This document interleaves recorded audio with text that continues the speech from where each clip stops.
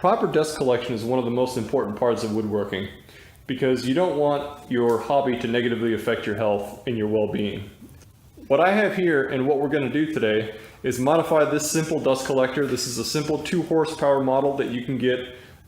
In my case, I have a Shop Fox, but basically the exact same model was used between Harbor Freight, Jet, Grizzly. A lot of these same manufacturers use the same basic model.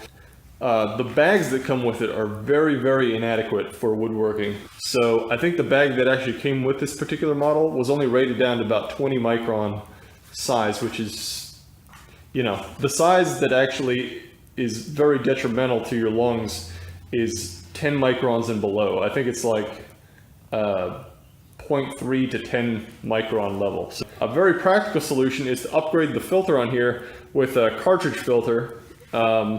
In my case, I opted for this model. This is a Win filter from Win Environmental, and it's rated down to about 0.5 microns. I think it's a MERV 15, and you can go look that up, what that means. But what I'm going to show is how to install this filter on a regular conical dust collector like this. And in addition to that, I'm going to modify the inlet. A very practical solution that I found was to just modify a regular garbage can like this and to install what's called the thien baffle. So the garbage can is going to go on the inlet side of the blower, and it's going to trap most of the larger particles before it even goes to the filter. And it's going to be just better for the entire system. There's not going to be a bunch of larger dust particles and wood chips and stuff like that getting into the dust collector and possibly damaging it. And it's going to be much easier to remove this garbage can and dump it than to remove this vinyl bag very often. And that's also going to prevent the filter from getting clogged with dust and me having to go underneath and clean it very often. So I'm very excited for this upgrade, and it's actually a very low cost option. I think I got this dust collector for about 80 bucks on Craigslist. Normally they're probably around $200-ish, something like that. I mean, the garbage can is like $20-25, and the filter, I actually splurged a little bit and got the best model. It is the nano filter on their website, and that cost about $170. But they also have some lower cost options that are like around $115, $120, I think. But still very, very good value, because even the cartridge filters that come from Grizzly and Jet and some of these other manufacturers aren't rated down to what this filter is. So you're actually getting much better filtration for less cost, basically. So I'm very excited for this upgrade, and hopefully it'll keep my shop a little bit cleaner and my lungs a little bit healthier. First thing I need to do is construct the lid for this garbage can where the pipe fittings will fit into.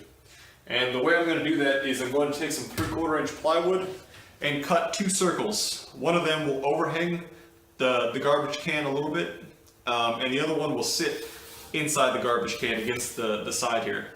And the reason I'm going to do that is it's going to give it a little bit more rigidity, a little bit more weight as well to hold it down and keep it sealed. And hopefully it'll create a little bit better seal having a piece inside here as well. Okay, so the first piece we're going to be doing is the top piece. That's going to sit over the lip of this garbage can, and the diameter of this is about 20 3/4 or so. I'm also going to include a little bit of a weather strip here. It'll be inside a groove on the part that we're making right now, and I want about 1 inch overhang. So factoring all that in, I think I'll go with about 24 inch total diameter. So I've got my plywood laid out. I'm going to draw my circle that I need to cut with this here. You can see this is just a level with some clamps attached, a nail, and my scribe here. These are spaced 12 inches apart. 12 inch radius is 24 inch diameter.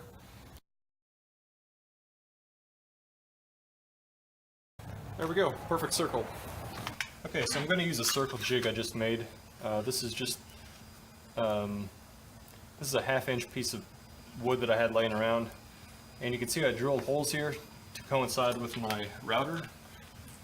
Essentially this will just fit on there like that, and what we're going to do is drill a hole through the plywood at the center and also through this along this center line here.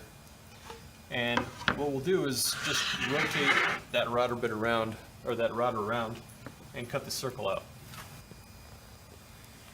Okay, so the next thing we need to do is mark where to drill a hole to coincide with the center line of this 12-inch radius circle.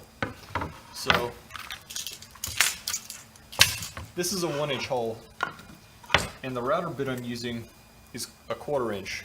Okay, so 5 is at the edge of that circle, and I'm going to come 12 this way. That'll bring me to 17. Now I'm going to move 1/2 inch back. That'll bring me to the center of this hole. And then I'm going to move 1/8 of an inch back this way, because that'll get me to the cutting edge of my router bit. This is 12 inches to my cutting edge on my router. And likewise, I also need to drill a hole here. And we'll just go ahead and drill the diameter of the nail that I'm going to be using.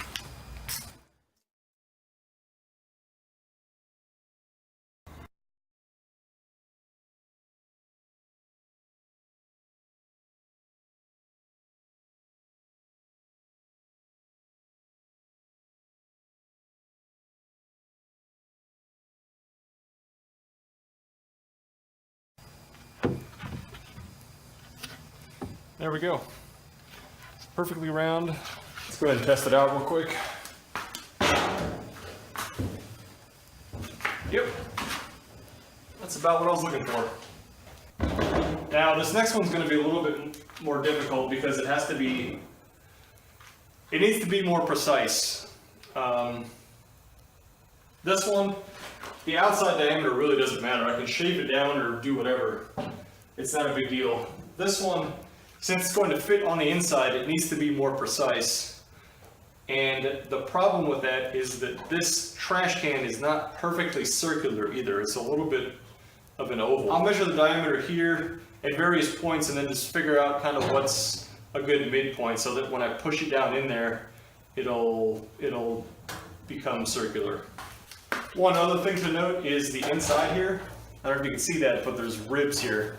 So this top portion here where the plywood's going to sit is sort of slanted inward, and I figured out how much it's slanted by is about 5.6 degrees or so. The inside piece is going to sit down in here, but the edge is also going to need to be chamfered so that it fits really nicely down in there. Okay, so I've finished measuring the inner diameter up here about 4 different ways, about like that, and I got an average of about 20 1/8 up at the very top here. I think I'm just going to go ahead and drop that extra 1/8 of an inch because I do want it to sit down in there. I don't want to have to force it on the garbage can every time I dump this thing. So we'll shave that extra 1/8 of an inch off, make it even radius of 10 inches.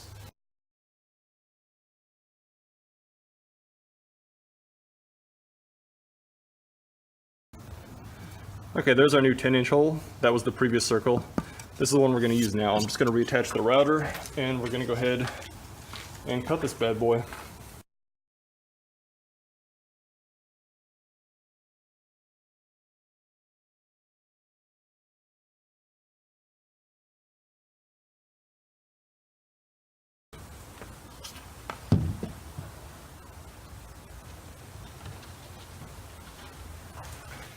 And there we go, fits really nicely. Take that extra 1/8 of an inch off means it fit all the way in there without a chamfer.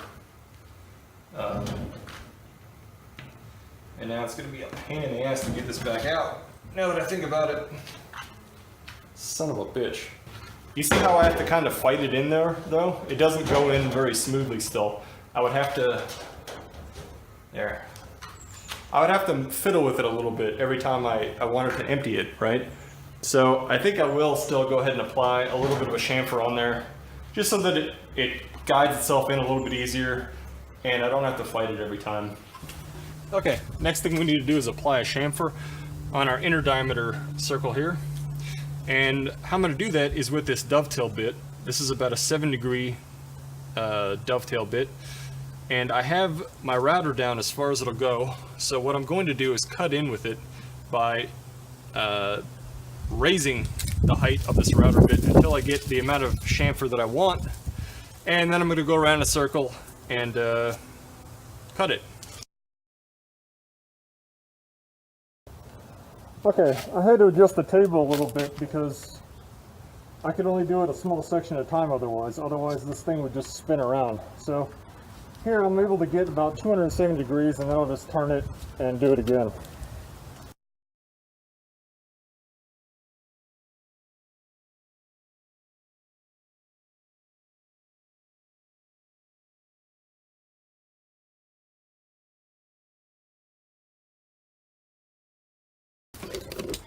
All right, so chamfered edge is done.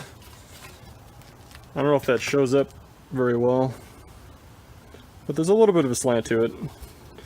It goes up to about here, the first plywood piece. This part's straight, and everything from down from there is chamfered a little bit.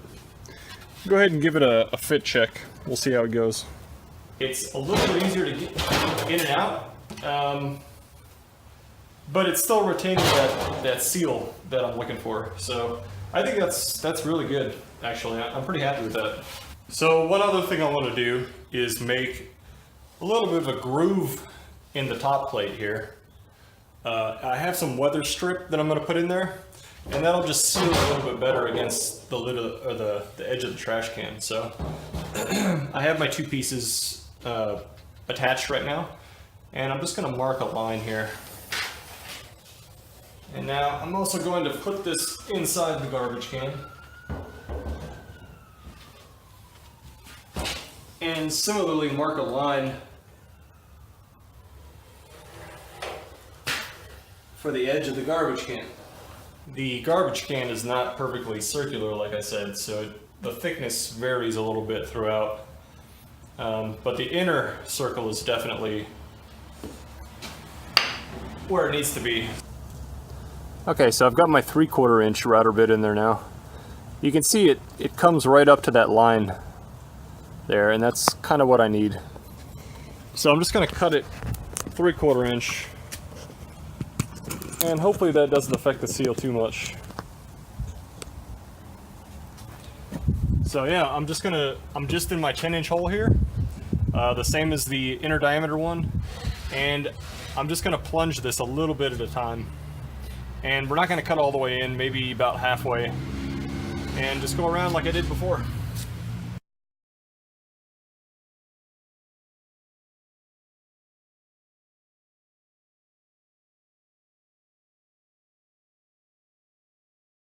Alright, so here's the finished product. I went about 7/16 inch down into here, and here's a little piece of the weather strip that I'm going to use on the inside of here. It doesn't fill the whole cavity, but it's going to be against this edge anyway. Let me see if you can see. It doesn't stick out. It's maybe a 1/16 of an inch down in there, which is perfect. It's going to compress, and that'll be really nice. So let's go ahead and do a fit check. You see that? You see how the inner one overhangs the outer one? That's basically what we were expecting. And the weather strip is going to sit in there kind of like that. I hope you can see that. Kind of like that. And we'll go ahead and fit it on there real quick. There we go. And that's perfect. That's what I'm looking for. Alright, so I'm ready to start cutting the holes for the ducting. I'll do the center one first. The center one's going to be the most complex because I don't want to cut everything just the same diameter and just have like glue or whatever holding it in. I actually want to use this step here on the spline fitting to sort of mechanically hold it in So I need to make 3 different diameters here. This will be the diameter of the upper one. This will be the diameter of part of the lower one, and this will be the diameter of the other part of the lower one. The problem with that is that 2 inches puts me basically underneath my router. So I'm going to draw several lines that go through the center point of this router bit, and drill holes at various diameters and test them out.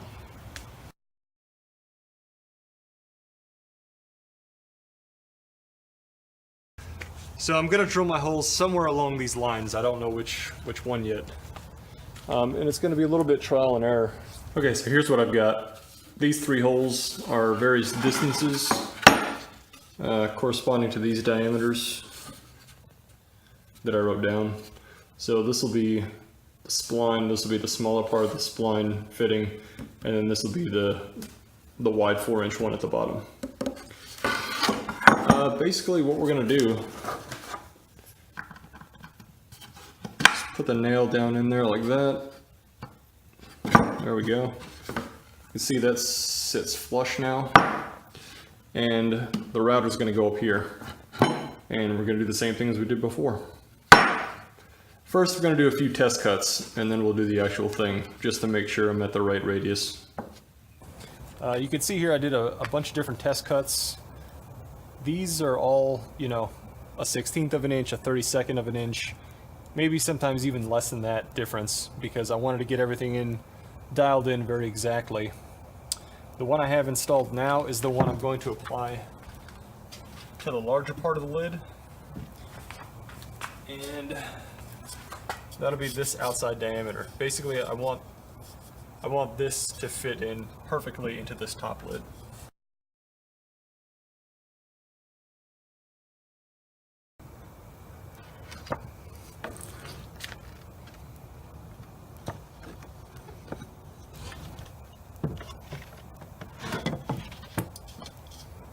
Okay, so now that I have my hole cut in my lower one here, now recall that this upper lid is going to sit right up against this lip here, so it's going to sit a little bit further up, and then the lower lip is going to be glued to this one, and then this will go in. This will be the other part of the thien baffle, the outlet essentially. Now what we want to do here is we want this part to extend about half the diameter of our outlet pipe into the garbage can. So this needs to come off of this surface about 2 inches, since this is a 4-inch diameter fitting. This is where my bottom plate's going to sit, right about here, and that's how far onto this fitting it needs to go. I don't know if you can see that, but that's where the line is right there. So this distance between these 2 fittings is how thick I want the smaller diameter to be on here, and the rest will be the thicker diameter. So basically what I'm going to do here is cut about a 1/4 inch down into here with the thicker diameter, and then I'm going to do the full cutout on the smaller diameter. That'll give me a little bit of a step function inside here. So one thing I forgot to mention is you want to scribe your lines where you're going to drill your connection points, your threaded rod or whatever you want to use to your lower part of your baffle right now while you have the center point. So I'm going to use 3 connection points, so I want them spaced equally.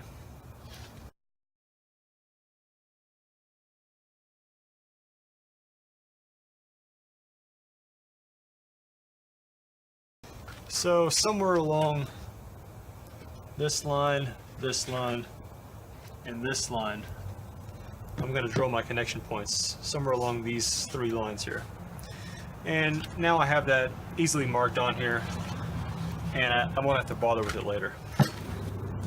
Alright, so I'm all set up again. I have my nail position at my largest radius, one that coincides with this this widest coupling here. And I'm I'm gonna go ahead and cut about 7/32 depth for this part, and then I'll change the nail out and go to the smallest radius and cut the remainder out.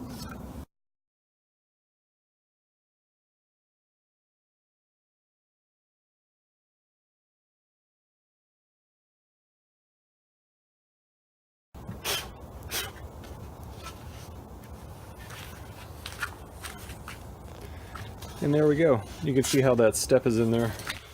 Okay, so I just want to demonstrate a little bit under better lighting what I was going for. So that spline fitting is already in there. And as I mentioned, this larger fitting that's going to go down into, which is the outlet of the thien baffle, is going to go on there just like this, all the way down to that lip. And you can see how closely fit this is. It's going to provide a very nice tight seal, right? So I can hammer that down as much as I want. It's not going to go because of this lip on the bottom side. Okay, so the next thing we need to do is cut holes for the inlet elbow on the top pieces. Now, ideally, the way you'd want this oriented is the outlet here perpendicular to the trash can wall.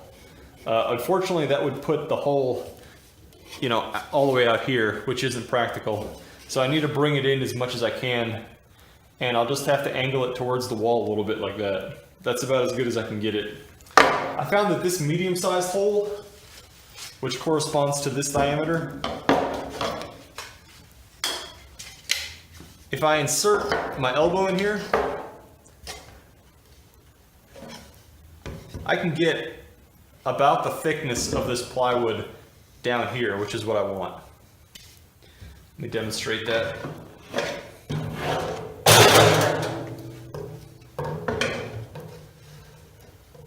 Right, so this is going to be my my connection to my PVC, my inlet. So what I want is for this to be flush with the plywood, kind of like that. Yeah, so when this is installed, it's going to be installed like that. This is going to be the upper piece of the top plate, this one right here, and then the lower one will be about right here. So this will be the medium cut, this will be the larger outer diameter, or the larger diameter cut. Okay, so I'm gonna measure where I need that hole. What I'm marking is the center of that inlet hole. And once again, we're gonna come to about, I don't know, this is just eyeballing. I probably don't want to go any closer than this to that ridge. So I'm going to come to about here. That'll be 1/16, and I'm going to go 2 inches this way. Just mark my hole there.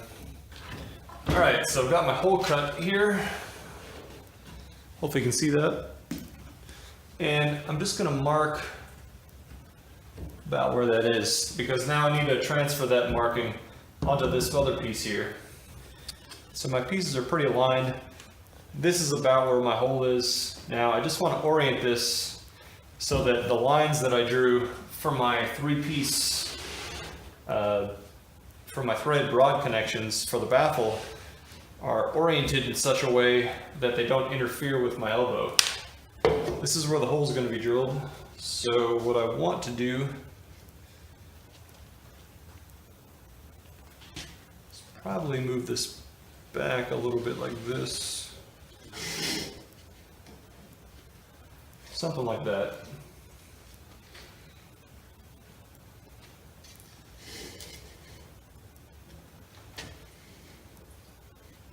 So my hole would be probably about like that. And that looks pretty fine.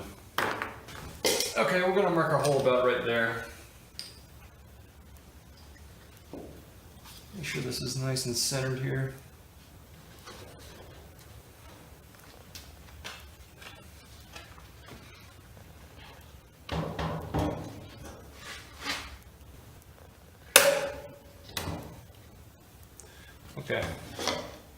Okay, so I got my hole drilled in the other part. Now I'm just going to check how well the alignment, or how well the holes line up.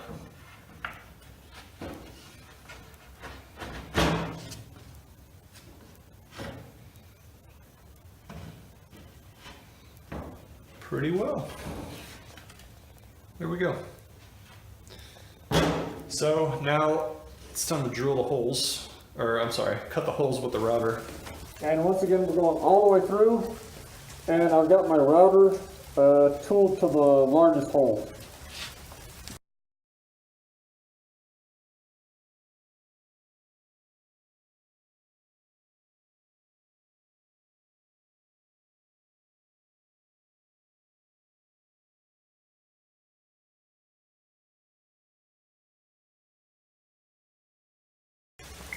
Alright, so it's time to do a dry fit check of the entire assembly, see how everything lines up.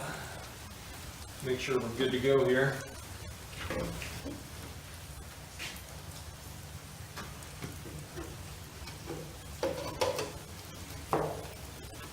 So yeah, everything looks pretty good. Everything's nice and perpendicular. Everything fits in the holes really nicely. No issues.